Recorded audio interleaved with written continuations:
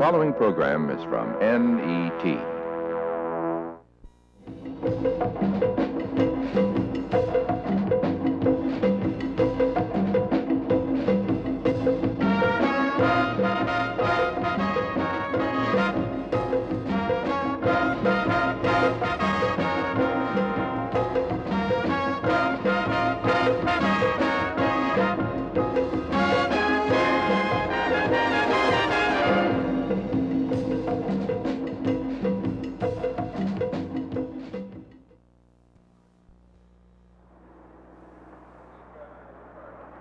Inside these walls of San Quentin Penitentiary are perhaps three of the most well-known prisoners in recent history. They're called the Soledad brothers. And not too far from here, in another penal institution, is Professor Angela Davis, who has also been in the public eye. Of the 23,900 prisoners in California's 12 state prisons, 30% of them are black. Nationally, there are about 400,000 inmates, and close to 1/3 are non-white. In an effort to shed some light on how black people are affected by the correctional and judicial institutions, Black Journal spoke to those involved with Angela Davis and the Soledad brothers, inmates in San Quentin and Soledad prisons, and lawyers, families, and friends of some of those who consider themselves political prisoners. Substantiation for what goes on in a prison is very difficult. This is not a vindication of what has taken place, and this is not a vindication of crime per se. It is an attempt to find out what the penal institution and the correctional systems as an institution are doing to rehabilitate those that society has judged to be wrong.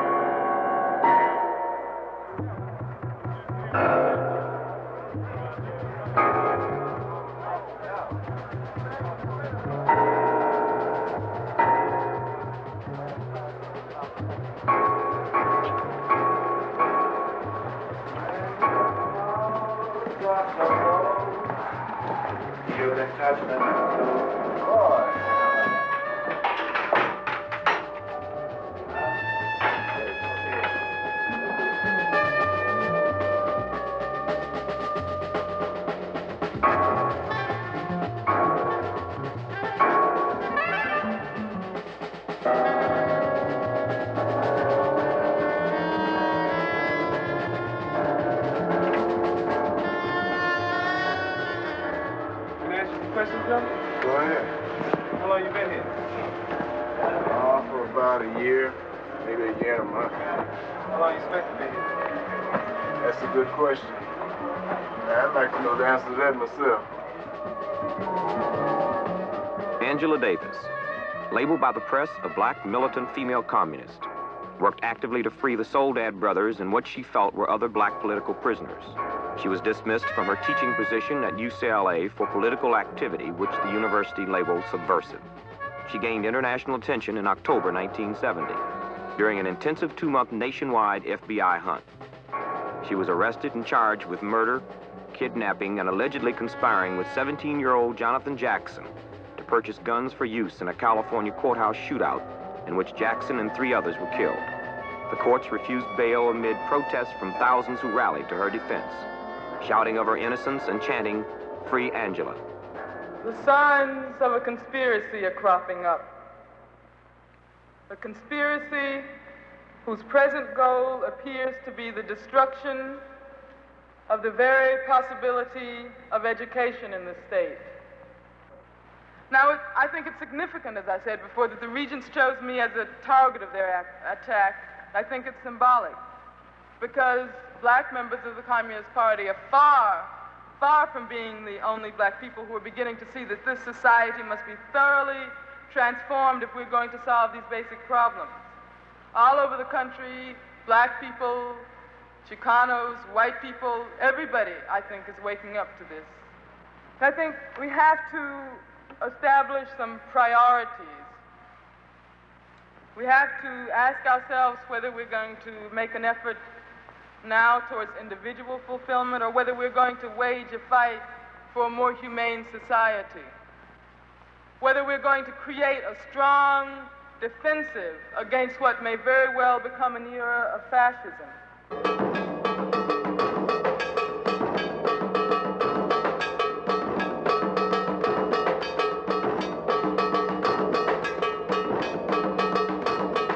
Brother Singleton, what does Angela Davis mean to you?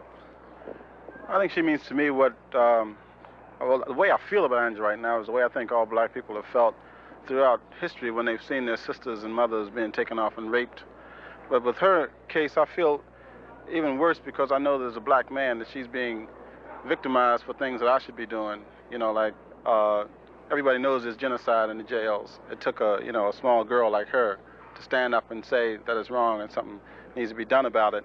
And because she has said something, now they're trying to trump up charges and put her behind, well, just wipe her out, really, is what it is.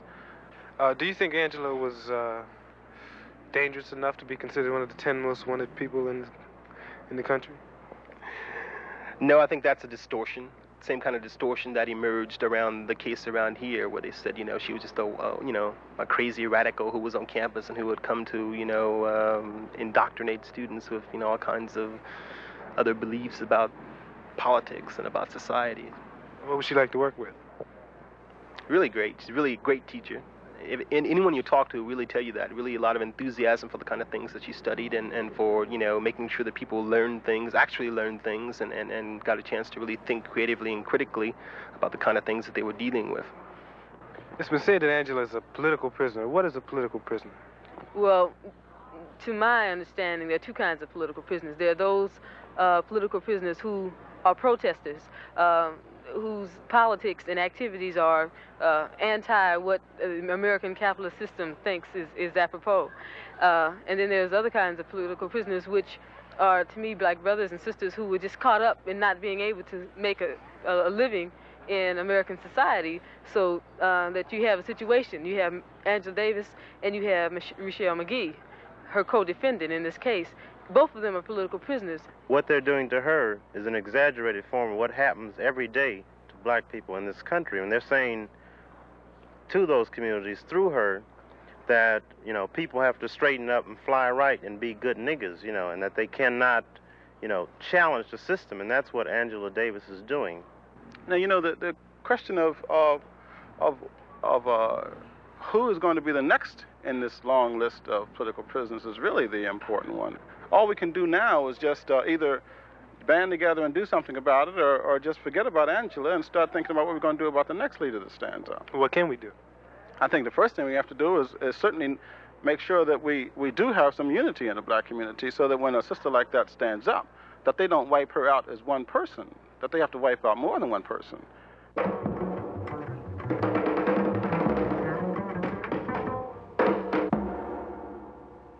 Why did she run?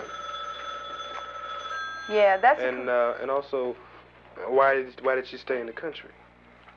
right.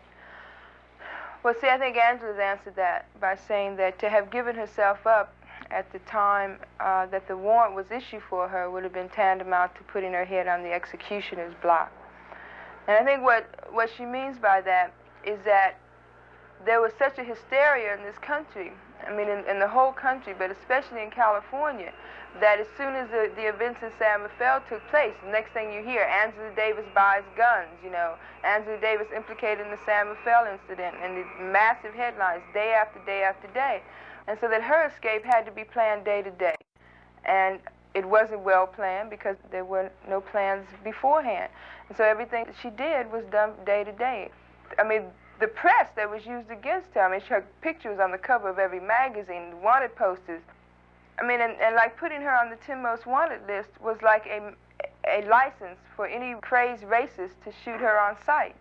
And I'm sure that they would have accepted that had that happened. There would have been no outcry if somebody had shot her, and there just was no way for her to escape. Angela is indeed a symbol. When when the President of the United States goes on nationwide television before, 22 million people, and after signing the crime control bill and handing it to Hoover and to Mitchell and says, let this serve as a warning to Angela Davis and all other terrorists. When the President of the United States, virtually convicts somebody with one sentence before they're even tried, I think you begin to understand what she means.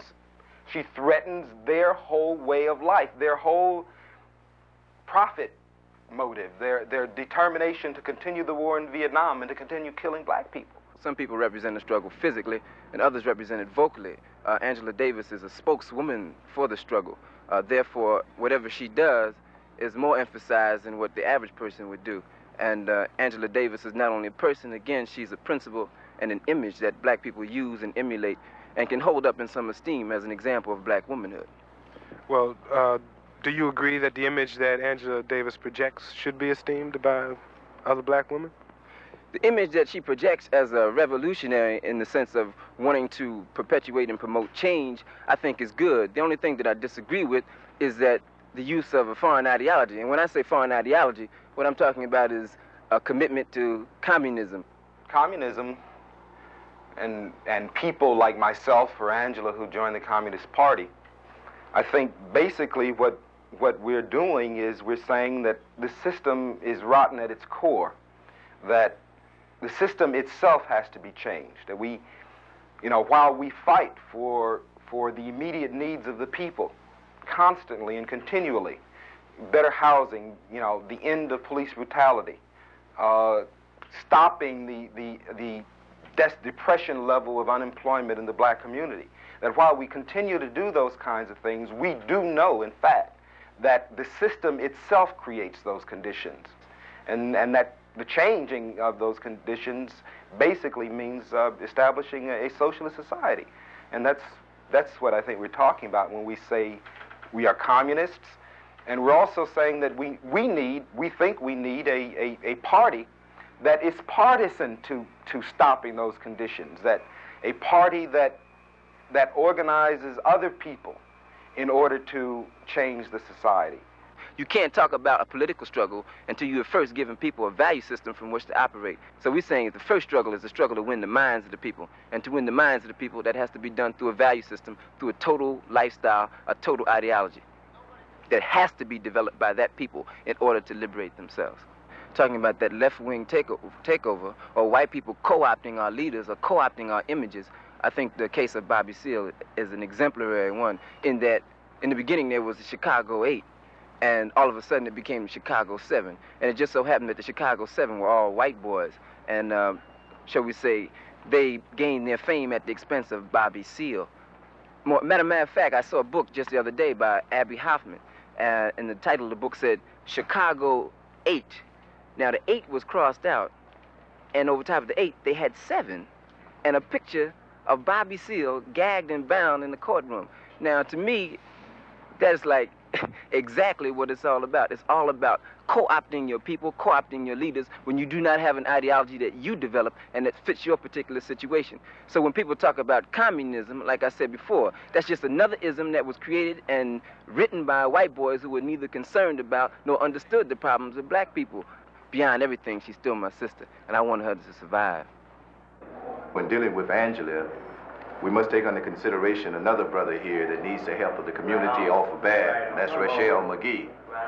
It seems like all of the attention has been focused just on Angela, which she's a beautiful sister, and she has attorneys from all corners of the world, But I think it's time that the community really look at a true revolutionary and someone that was trying to do something for black people as a whole, and not only for black people, but for other oppressed people of the world, to show them what the system is made of. And I think that the community should come to his aid. Also, what we are forgetting about is Bobby Seale. Bobby Seale is fighting for his life back on the East Coast. Nobody even mentioning him no more. They forgot about him. The brothers in prison, period. We all held down, you understand? In other words, we all political prisoners.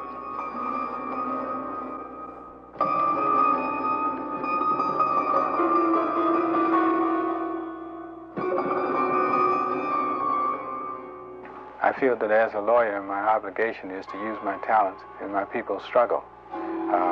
We're now emphasizing Angela Davis because she is in the public eye. She's getting a lot of attention through media. And because of the drama connected with the events, you have a legal right to buy guns. The only requirement is that you comply with the applicable state and federal laws. She complied with those laws. There's no law against supporting the Soledad brothers. There's no law against petitioning, picketing, and speaking about the injustices to all black political prisoners throughout the United States. As a matter of fact, you have a constitutional right to do that. I mean, there's no reason why every man who goes to court couldn't have a lawyer of his choice, a lawyer who's competent. There's no reason why a man has to remain in jail because he's unable to post bond. There's no reason why a man should go to trial in a court of law when he has not had the benefit of an investigation by trained investigators, or he hasn't had access to scientific and expert advice in his defense. But it's a conscious political decision not for people not to have that. And this is more common. It's more regular, more routine when it comes to black people. Therefore, all black people, wherever they are, whatever their crimes, even crimes against other blacks, they are political prisoners. Because the political system has dealt with them differently than it has dealt with whites. Whites get the benefit of every law, every loophole. Whites get the benefit of being judged by their peers, by other white people. Blacks don't get that benefit of any such jury trial. Jury trial is almost a cinch to result in the conviction of a black person. Judges send people to prison. They've never been to prison in their life. Send a man to prison for 20 years and have no idea what a prison looks like, and perhaps don't care. And judges who are supposed to be the guardians of the law are out golfing, work 2 days a week, sometimes work 2 or 3 hours a day, and things of that sort. We could get rid of all of that and have courts that actually take place in the community. For example, in a large housing project in Chicago. Chicago is a good example because it looks as though they must have 11 miles of projects in Chicago. Why should they have to go downtown to the Cook County courthouse for justice? Why can't the people in the housing project have their own court and decide who should be fined for assault and battery, who should be fined for stealing radio or television, or who should be fined, or who should be punished, and what the punishment should be for urinating in the hallways and things that people do? I mean, why should this judicial power that rightly belongs to the people be administered solely from one location downtown in the Cook County courthouse or in some precinct courthouse? I mean, why can't the people themselves administer this power?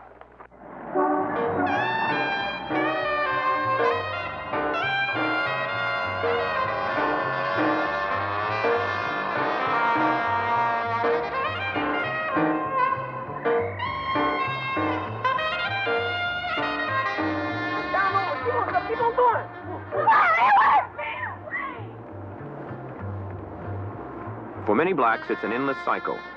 A judicial system which is very often unjust. A prison system which many times does not rehabilitate.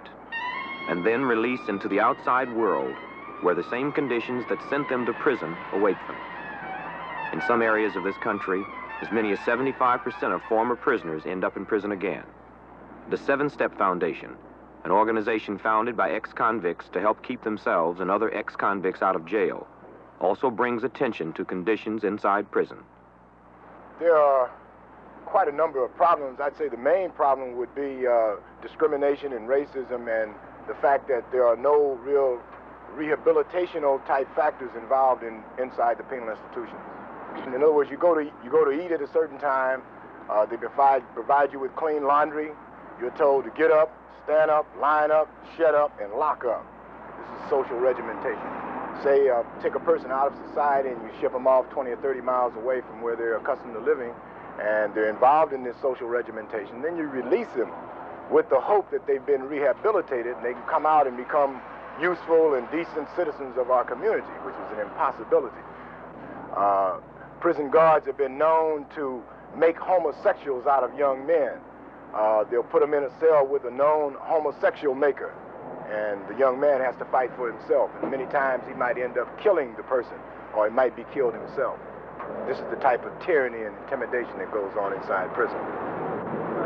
Ken, what prison were you in? I was in San Quentin, Soledad, and Chino. You hear that San Quentin is the hellhole, so to speak, of the California correctional system, but basically and actually it isn't. Soledad is. It's a place that everything is inside. It's all built off of a long hall, and the hall is so long that you stand at one end and you can't even see the other end, and they have wings off of it. And there's 3,000 men there, and they don't have to go outside for anything, and they're all there on each other's nerves.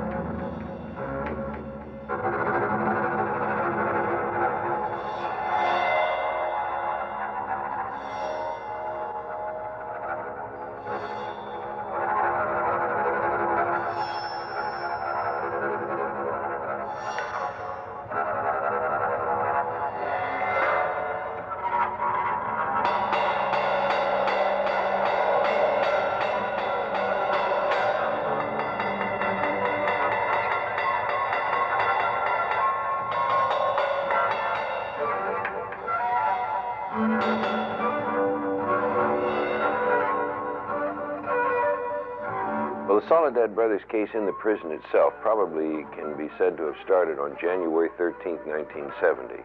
At that time, for the first time in months, they decided that they would put both black and white prisoners together in a small exercise yard. This had not occurred for many, many, many months. And they turned them out after skin searching each of these men to make absolutely certain they had no weapons of any kind, one at a time, one white, one black, one white, one black, into a small exercise yard. Prior to that time, they had posted on the wall the guard in the prison who was the most expert marksman. He had a high-powered rifle.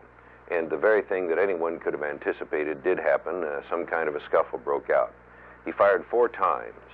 At the end, one white had been nicked with a bullet. 3 black men were dead.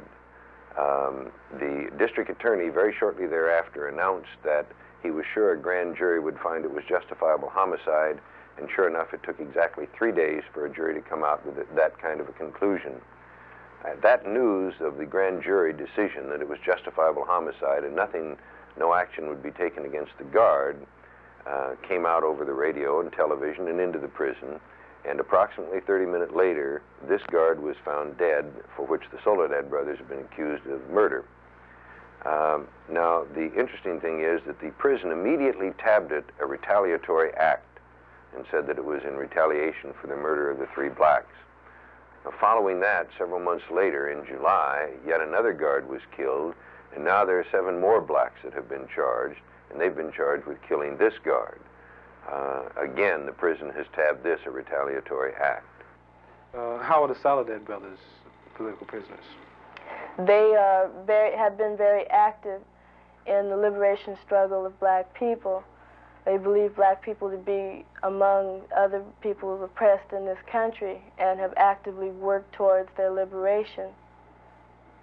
So, like George Jackson, one of the Soledad 3 brothers, each time he goes up before the parole board, he is denied for no reason.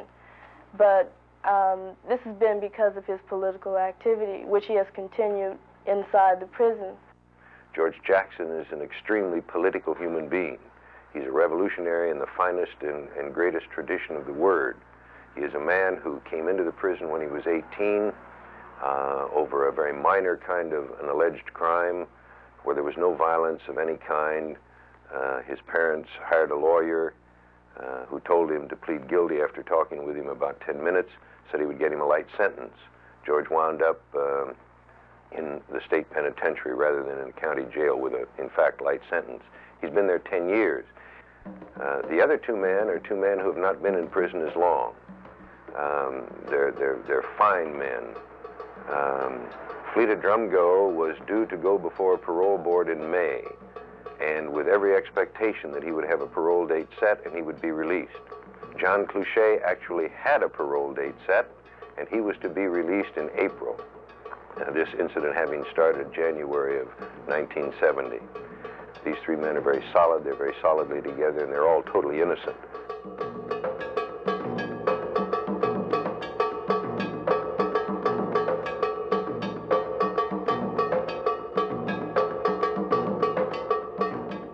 Well, it's impossible for them to have a fair trial. Like, some of the things that have happened so far indicates this. Like when we go into court, the judge who presided over their last hearings, I mean, like in his opening remarks to the group of people who were in the courtroom in support of the brothers, was that he wanted to remind us that we were in a court of law and not at some pool hall or a barbecue table. This was directed to the black people who were in the courtroom, members of their family and friends. How strong is the state's case against them? Well, the state in this situation has allegedly some 12 or 13, 14 witnesses who supposedly are going to testify that these individuals committed the crime. I can assure you there are going to be a great number of others who are going to testify contrawise, namely that they couldn't have committed the crime because it happened up on the third floor and these men were not up on the third floor. It's going to be a difficult case because there's a determination to see that they are convicted. What kind of things are being done to see that they're convicted? Well, one of the problems that we've run into as far as the case itself is concerned is that immediately following the charge being brought against these three men, many of the prisoners that were in the wing where this alleged crime occurred were moved to other prisons throughout the state of California. This makes it very difficult because we have to travel throughout the state and try to contact these individuals and find out what they do know and what evidence that they can give as far as the case is concerned. You were at Soledad when the three prisoners were killed in the courtyard. What kind of conditions existed at that time? Mainly what created that incident was social attitudes, you know, that certain type of correctional officer has that's employed there in Soledad. And they're dealing with angry young men that, well, to give you an example, you cage a lion and you start poking at him with a stick, he eventually is going to growl back at you and try to attack you. And in there you're dealing with human beings. And it was a situation that it was inevitable, that it happened and it's going to happen again too. Crane 15144, crane 15144, the lock's open 1872, the lock's up to 1872. Bracket 27295, bracket 27295, Cooper 83 710, Cooper 83 710. Latimer 88 979, Latimer 88 979. Briar 63 344, Briar 63 344. What type of things needed? You know, what type of things you think are needed within the prison in terms of reform? Well, I think personally, man, that they should have some type of people from the streets, man, to come in, man, constantly, man, because they subjected you to all type of madness, you know what I mean? To where, like, when I was in the hole, I just got the hole. I did 17 months over there, and there wasn't no toilet, no nothing no nothing in the cells, you know what I mean? There's defecation on the tiers, you know what I mean? And you just stayed over there. You shower once a week, you know what I mean? You ain't got no hot and cold water in your cell, nothing but cold water. What are you here for, bro? I'm here for robbery. How long you been here? I've been in San Quentin 20 months now. How long you gonna be here? I think about another 2 years. What you gonna do when you get out? But I'm gonna try to go out and help my people, you know, that's what I'm trying to do now in here. How do you spend your day here? I work in the gymnasium, you know, I just sweep, mop, you know, lift weights, recreation things. You're not taking any trade? No, well, I was told when I first got up here that I was dangerous and I was militant and they didn't want to let me in any kind of trade. So I stayed locked down for about 6 months when I first got up here. And then they finally let me get a job in the gym, but they told me I couldn't get anything else. They told me the bakery had a year waiting list. So I went to board, and board, you know, they're gonna let me get a transfer now. But it's cold up here, bro. You know, I mean, you get no press all kind of ways. Every step we try to make to advance ourselves is contrary to them. We racist. You know, we revolutionaries because of what we believe. And I mean, what they're trying to do is stomp out our beliefs. You know, they want us to advance no kind of way. What kind of changes you want to see inside the prison? I want to see the whole thing change. I mean, the whole administration. I think they should get people who are qualified to work here. I mean, people with college educations who can understand people. More brothers. I mean, it's a cutback. We just had a safety meeting. It's a cutback on our black counselors now, who's supposed to come in and counsel us, you know. It's a cutback on our legal materials. It's a cutback on everything. What about you, brother? Well, see, it's all type of forms of intimidation that they use against people here to repress their ideas and thoughts just for thinking. You know, if you think in a positive manner, it's a danger to the security of this institution, which they're going to take some type of action behind you for this alone. Today, they just shook the brother's house down for black material, black literature, dealing with just plain articles, you know. We're not allowed to voice our opinions. I was locked in the hole for a poem I wrote. You know, I was denied a year at the board for a poem I wrote. This is all because of the way I think, because of my ideas, you know. And they're frightened that the black man here in the jail will get together and try to do something to change his condition. You think you have any problems because you gave this interview? Well, brother, I really don't know. Like I said, I always expect the worst and hope for the best. Me. Because, like I said, I was locked down for a poem I wrote, you know. So, behind this interview, it's not no telling what might happen.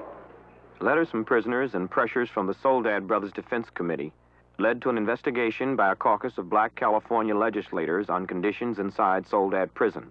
Chairman of the Black Caucus is State Senator Mervyn Dimely. We found that there was a great deal of racism at Soledad, that there was a great deal of discrimination against blacks, and that some of the white guards had deliberately perpetuated this system of racial inequality at the prison system. That the men had complained that urine was put in their food, and in some instances glass, and that they had been subject to a great deal of racial slurs and inhuman treatment. And this was perpetuated by developing a system of white class status, where you find most of the whites get on the better jobs and blacks get in very menial jobs. This, in addition to that, we actually heard in this, you know, the whites calling the blacks number of names in our presence there, hollering all through the security section of the prison. The guards are mostly men who come back from the service, men who served in the military police or the special police forces. So there are a number of ex-servicemen, many of whom come from southern states. These guards are inadequately trained. They are paid very, very low salaries. See, a prisoner has no way now of filing a complaint. There's no way of processing a grievance. And so if he is deliberately discriminated against, and we have evidence of this, there's no way he can redress his grievances. A large measure, the things for which he is being trained have become obsolete in the community when he comes out. Many of them spend a great deal of time making license plates for automobiles. But when they come out in the outer world, there are no license plates to be made, because all the license plates are made in the prison. Some of them become cabinet makers, but we don't have cabinet makers in the traditional sense anymore. Everything is being cut by panels in the factory and glued on or stapled on. So they are not adequately trained to meet the challenges of an automated society.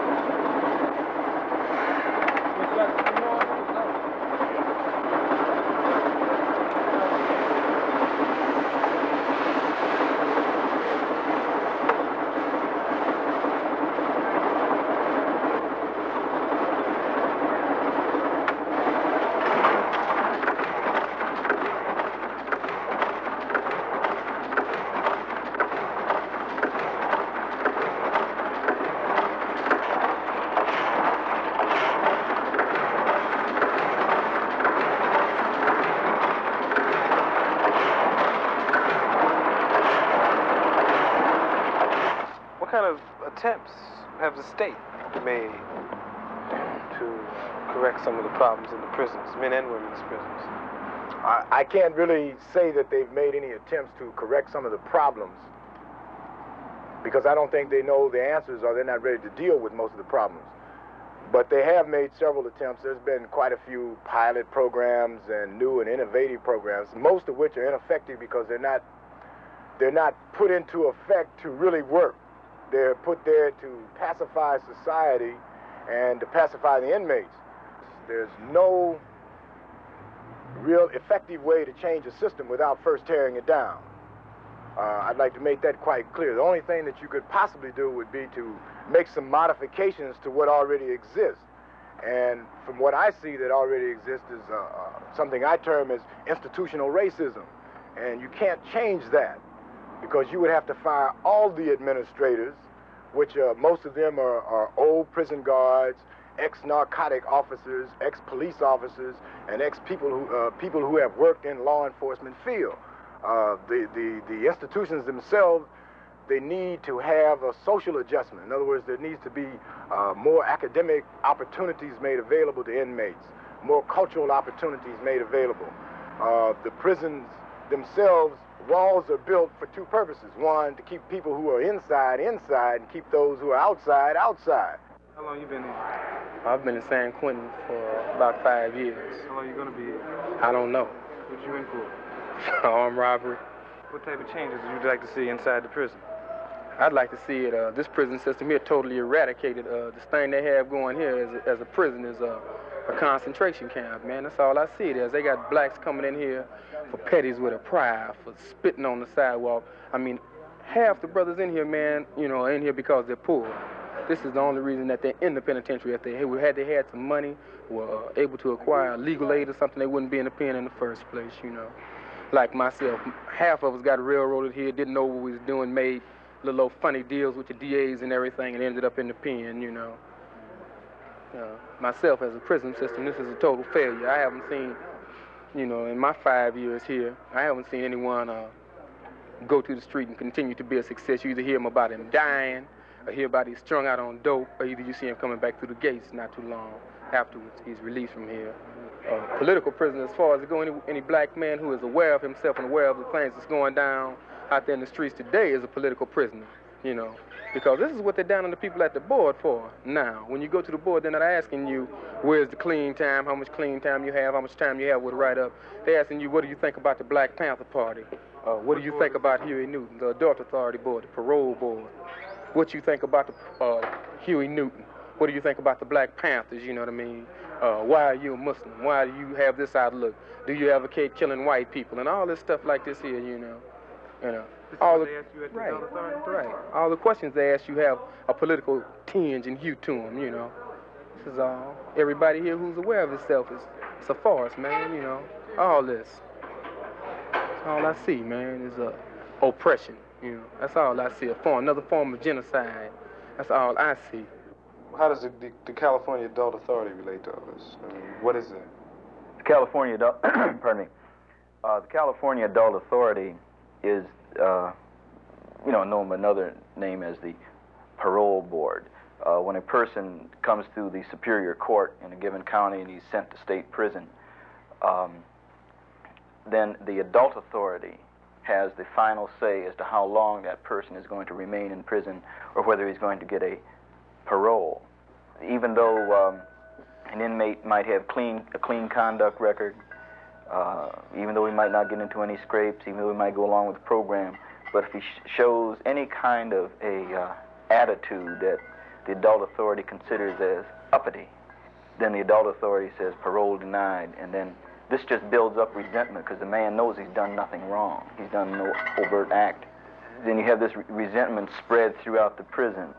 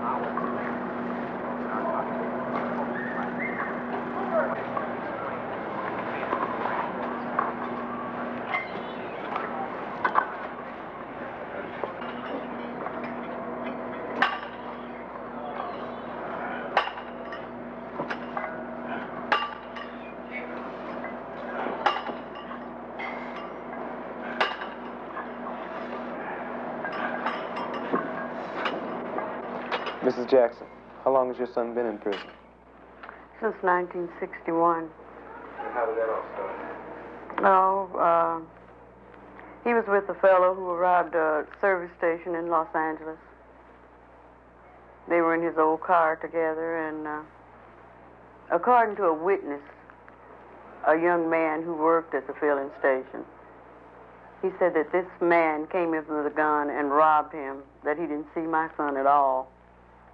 This witness was at the courthouse the morning that they had the trial, the so-called trial, the hearing, the morning that the judge sent him to state prison with an indeterminate sentence.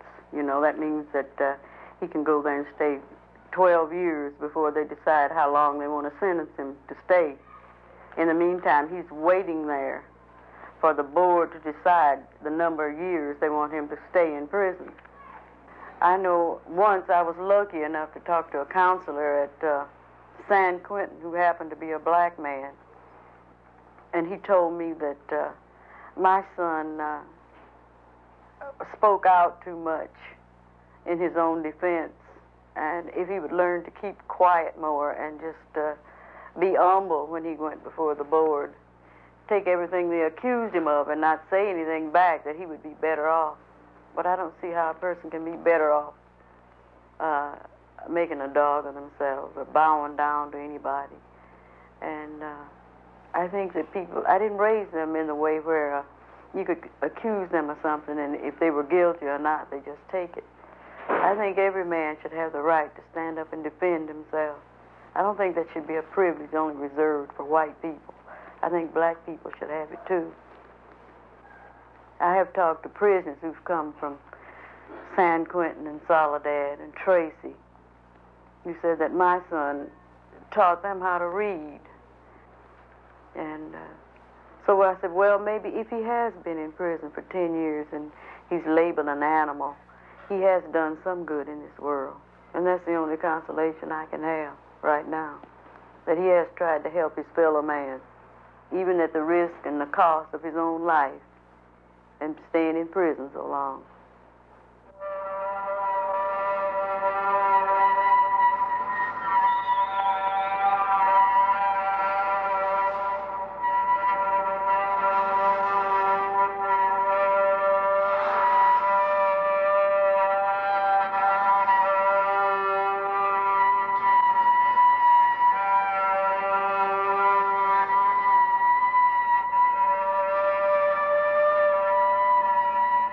The youngest and only other son in the Jackson family was Jonathan, an extremely political youth. Last August, Jonathan allegedly initiated an attempt to free 2 convicts on trial in a San Rafael courtroom. The judge, district attorney, and 3 jurors were taken hostage in a waiting van. As the truck pulled out of the parking lot, a force of police, prison guards, and deputies surrounded it. There was shooting. 4 persons lay dead. The judge, 2 convicts, and 17-year-old Jonathan Jackson.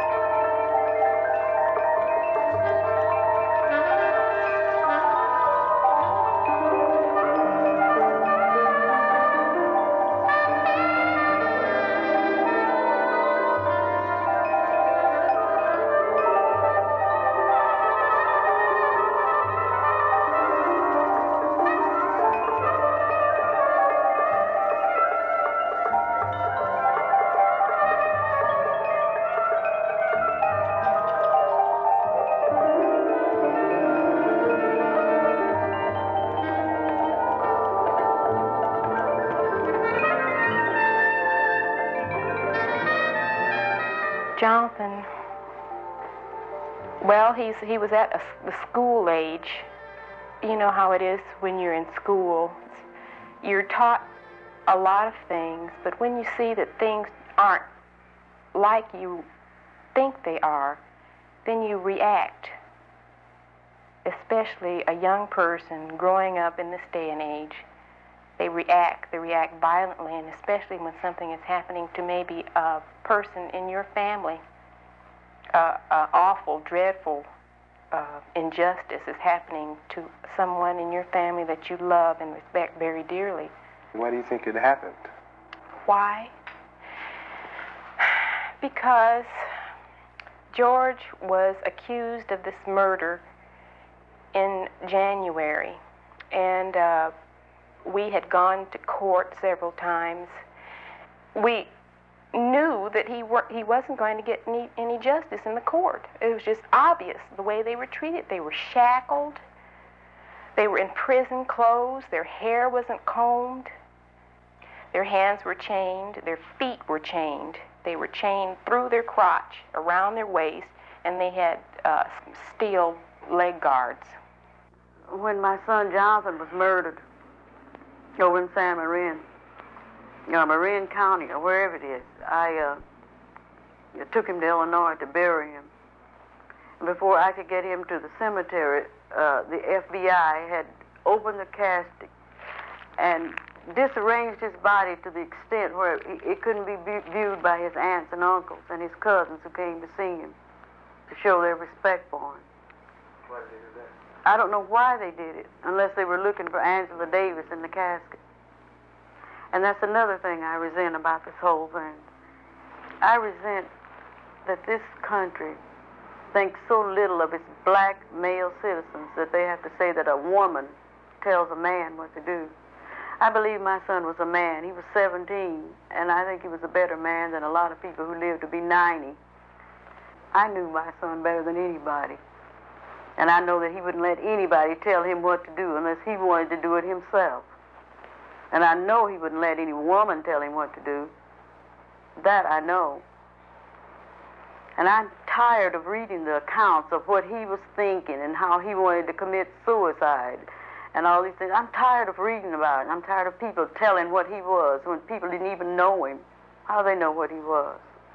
He was a gentle person. He was always gentle and kind. And he liked people. And he never felt that people didn't like him. That was the sad part. He always felt that people liked him, and he knew when he ran into anybody who didn't, it really upset him. And he loved his family, and it always upset him because that George wasn't around. For 10 years of his life, since he was 6, he hadn't The only seen view George that he saw of his brother was behind bars or in some waiting room with crowds of other people around. And to have to grow up like that, a male child have to grow up like that, it's terrible.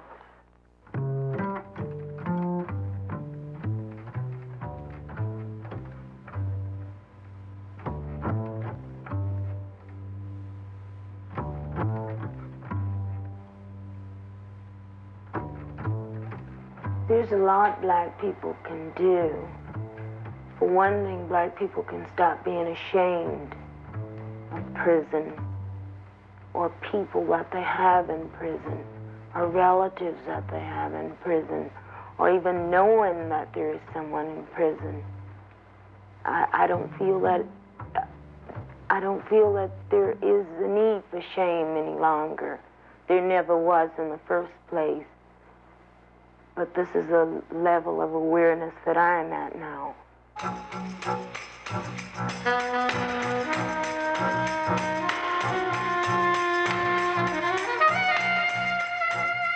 None of us are free.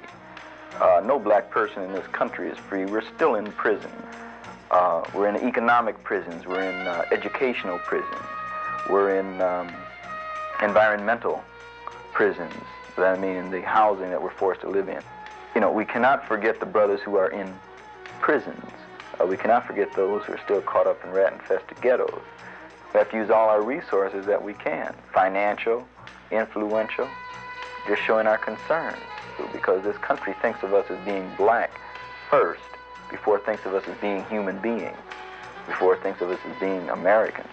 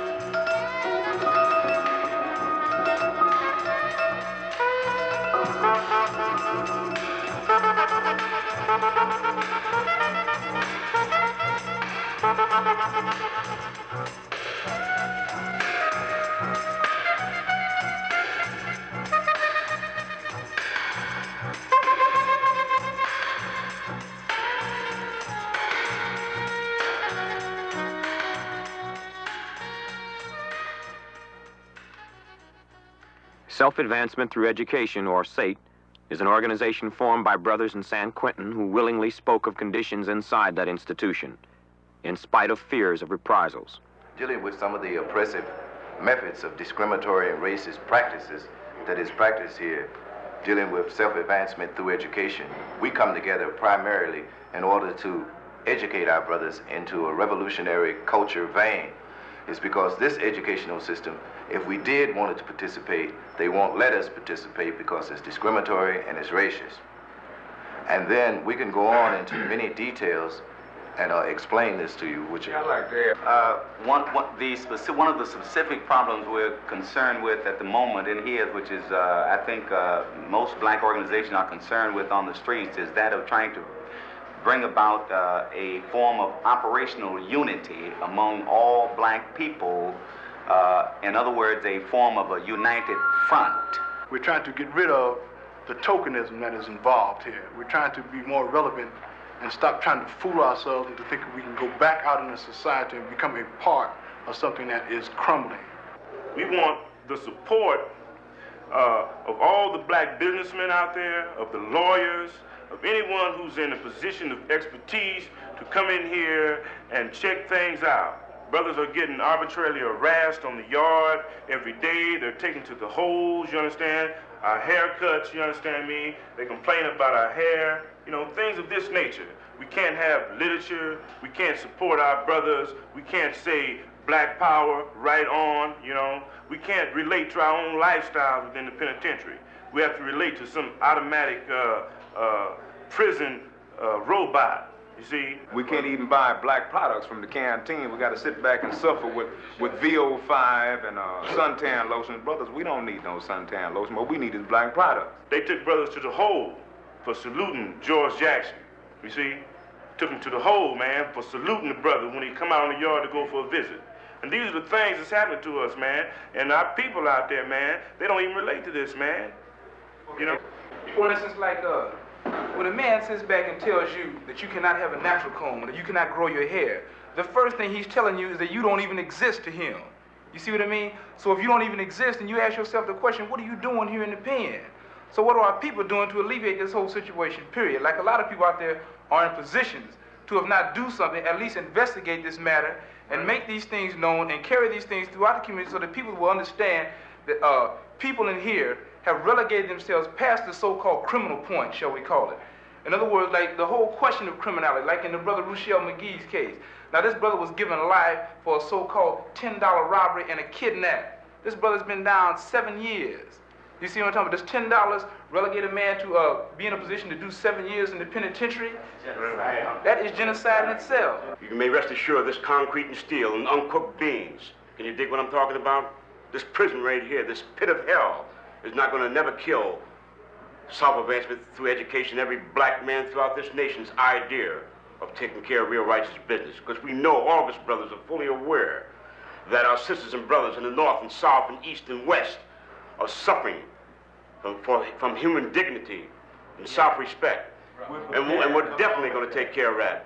We're prepared to... I think, concluding, the most important thing black people can do for us is to develop a massive political and legal movement to bring this system around. These are the kind of things that bring about the frustration. Satan is here for a change, either to overthrow the prison system or to cause more blood to flow within the prison. Because one thing, we're not going to tolerate it any longer. 71, there will be a change.